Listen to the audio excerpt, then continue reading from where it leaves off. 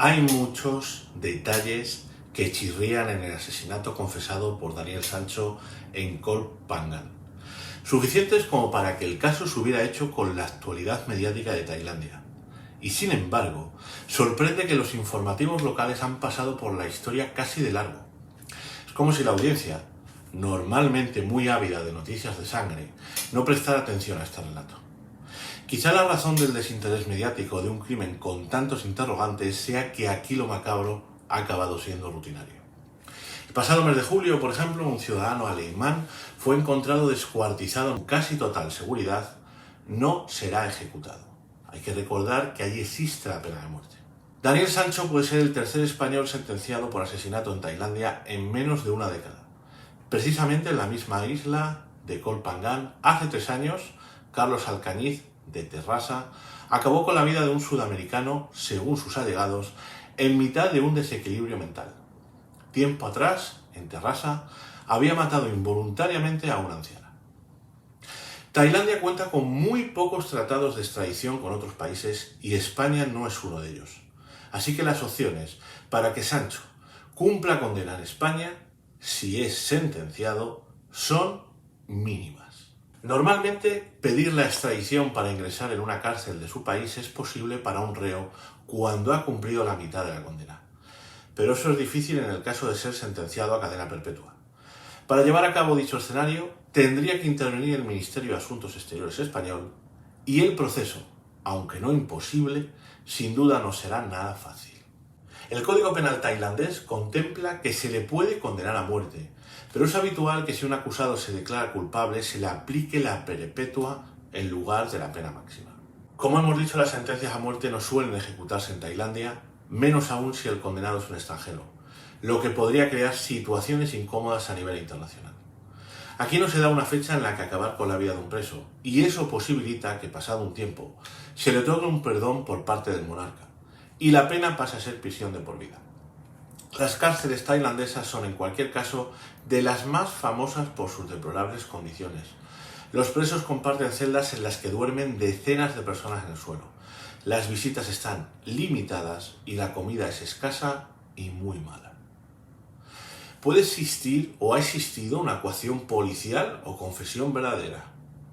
La confesión que ha ofrecido Sancho cuenta con varias lagunas y desde su entorno familiar aseguran que se le ha coaccionado para ello. Y la reputación de la policía tailandesa no es la mejor. Como explica el expolítico Chuvis Kamol Visit, que ha desvelado muchos casos de corrupción policial, el problema es que los agentes no dicen nunca la verdad y sus intereses no son los de la ciudadanía. Los lugares turísticos y remotos, como la isla de Koh Phangan, cuentan con pocos efectivos y son mucho más opacos. Las acusaciones de corrupción son más habituales en estos sitios. Si hay un crimen contra un extranjero, no es extraño que se trate de ocultar la posibilidad de que haya tailandeses de por medio, ya que eso afectaría la reputación de dicho destino turístico. Incluso hay un sospechoso número de suicidios de extranjeros ocurridos en condiciones dudosas.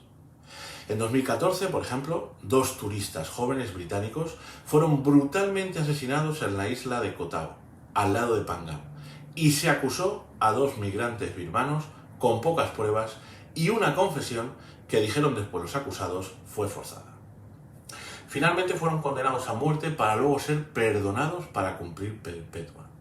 Parece que de todas formas la confesión de Sancho es firme y la policía tailandesa asegura que el mismo español ha confirmado que el trato recibido ha sido correcto. Además, han mostrado fotos para que se vea que no hay daños físicos, pero de todas maneras la policía suele aventurarse a decir que tiene pruebas contundentes, aunque luego en el juicio no sea así. Precisamente las filtraciones a la prensa de fotos como las del presunto asesino con la víctima son para reforzar dichas afirmaciones. En el caso de Artur Segarra, el juicio llegó a retrasarse por falta de pruebas y el propio abogado por aquel entonces del asesino, Borasit, afirmó que si bien en otro país hubiera sido insuficiente la información aportada por la acusación, Tailandia funciona de otra manera. La acusación contra Sancho la va a llevar directamente el jefe policial Surachate Halper, apodado en Tailandia como Big Joke, quien se desplaza ahora mismo a Koh Phangan para interrogar a Sancho.